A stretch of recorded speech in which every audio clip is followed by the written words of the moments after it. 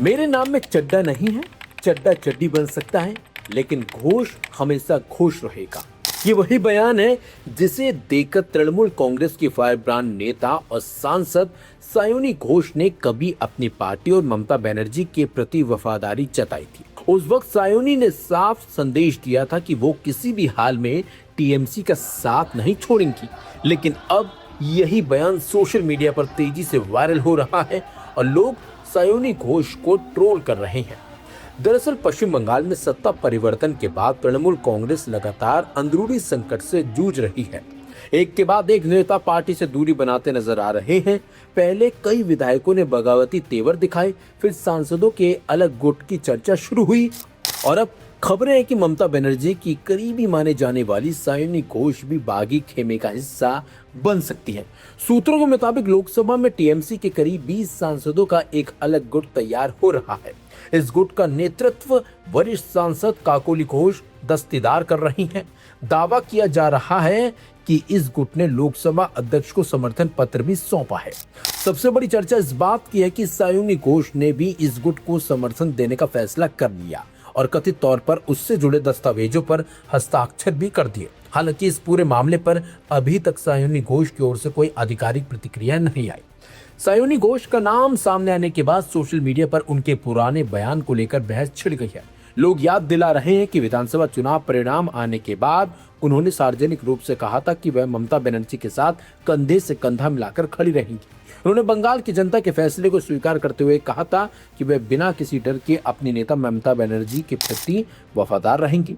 यही नहीं, हाल के महीनों में ममता बनर्जी ने संगठन में बदलाव करते हुए सायोनी घोष को फिर से युवा तृणमूल कांग्रेस का अध्यक्ष नियुक्त किया था। माना जा रहा था कि पार्टी नेतृत्व उन पर पूरा भरोसा करता है, लेकिन अब बगावत की खबरों ने टीएमसी खेमे में हलचल बढ़ा दी है। रिपोर्ट्स के मुताबिक सायोनी घोष की नाराजगी की वजह पार्टी नेतृत्व से पर्याप्त समर्थन नहीं मिलना बताया जा रहा है।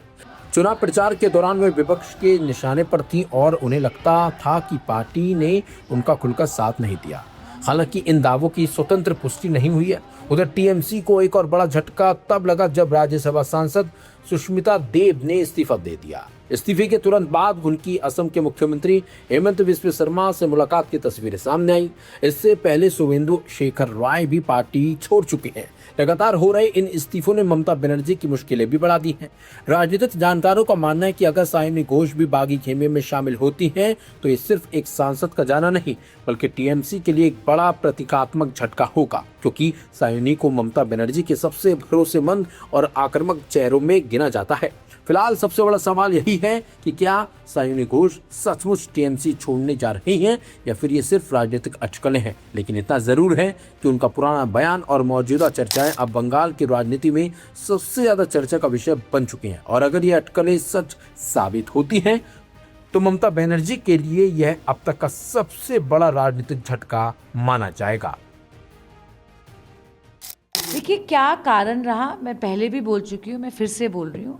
मेरे व्यक्तिगत कारण है, मेरे राजनीतिक कारण है, और एक स्वतंत्र देश में कोई भी राजनीतिविद कोई भी निर्णय ले सकता है अपने राजनीतिक जीवन में।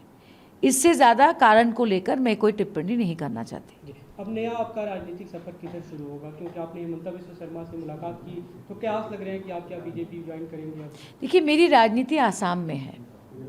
मैं बंगाल की जनता को के प्रति आभार व्यक्त करती हूँ, क्योंकि राज्यसभा में इनडायरेक्ट इलेक्शन होता है पर लोग ही इनडायरेक्टली इलेक्ट करते हैं। तो मैं बंगाल की जनता के प्रति आभार व्यक्त करती हूँ, पर मेरे राजनीतिक जीवन में जितनी समझ है, मुझे तो आसाम में ही काम करना है। तो उसको सामने रखकर मैंने ये निर्णय लिया है। तो आगामी समय में आपको बीजेपी में देखेंगे? आपके देखिए, बीजेपी एक नेशनल पार्टी है, कांग्रेस भी एक नेशनल पार्टी है, और मैं अभी किसी भी पार्टी में नहीं हूँ, क्योंकि मैंने सुबह ही इस्तीफा दिया है। ठीक है ना? तो मैं कौन से पार्टी में जाऊँगी तो पार्टी इसका डिसीजन है, मैं कैसे डिसीजन ले सकती हूँ? लेकिन आपने ऐसे समय पे इस्तीफा दिया है जब एक तरह से टीएमसी से इस्तीफों का दौर चल रहा है और उन सब लोगों को एक तरह से अपॉर्चुनिस्ट करार दे रही है जो अभी टीएमसी की का नेतृत्व है, टीएमसी के नेता है, तो आपको भी उसी नज़र से देखा जा रहा है। देखिए, कौन अपॉर्चुनिस्ट है कौन नहीं है, ये राजनीति में किसी को ये टिप्पणी नहीं करनी चाहिए।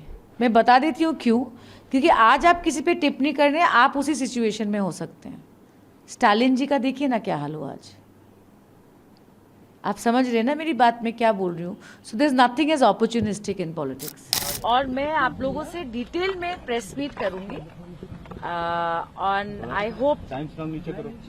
देखिए मैं ये सिर्फ उम्मीद कर सकती हूँ कि मुझे राजनीति करने का और एक जनप्रतिनिधि होने का मौका भविष्य में मिलेगा। सो नेक्स्ट जो स्टेप्स होंगे मैं आप लोगों को जरूर बताऊंगी। टीएमसी की तरफ से या ममता बनर्जी की तरफ से आपके पास कोई फोन आया हो या कॉल आया हो कि आपने क्यों रिजाइन दिया? मैं एक सेकंड, मैं ममता दीदी के बारे में कुछ कमेंट नहीं करूंगी और ये तय है। पर ये जरूर है, हाँ मैंने तृणमूल कांग्रेस छोड़ा है और देखिए मुझे मेरा जो फ्यूचर स्टेप होगा मैं विस्तारित रूप से आप लोगों के साथ प्रेस मीट करके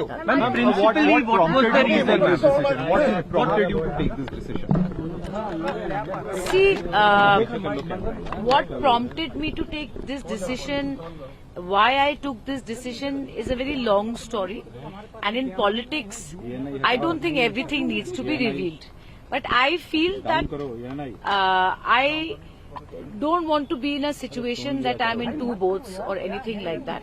That's not the right way to do it, because the family background I have and the upbringing I have, I have never stayed in one party and served another party.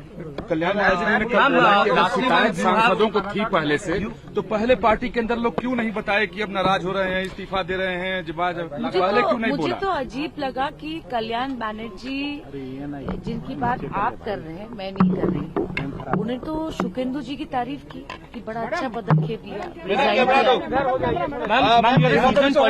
किया। Ma'am कई colleague हैं तृणमूल कांग्रेस में, आप season politician हैं ma'am, क्या और भी लोग तृणमूल कांग्रेस में अभी हम देख रहे हैं कई रेजिग्नेशन हो रहे हैं, बड़ी लोकसभा राज्यसभा की बात की जाए, आने वाले और समय में हम देख सकते हैं मैम? और see I am not privy to this कि कौन क्या कर रहा है, मैं उस पर प्रिवी नहीं हूँ और frankly speaking I am not directly involved in Bengal politics. I am from Assam. Do you want to आज के दिन तो मैं मुक्त हूँ, इंडिपेंडेंट हूँ, I am a free woman and Hemantda के साथ मेरा बहुत पुराने दिन से हमने कांग्रेस में एक साथ काम किया, so I gave a courtesy visit. आप भाजपा में शामिल होंगी मतलब आने वाले समय में?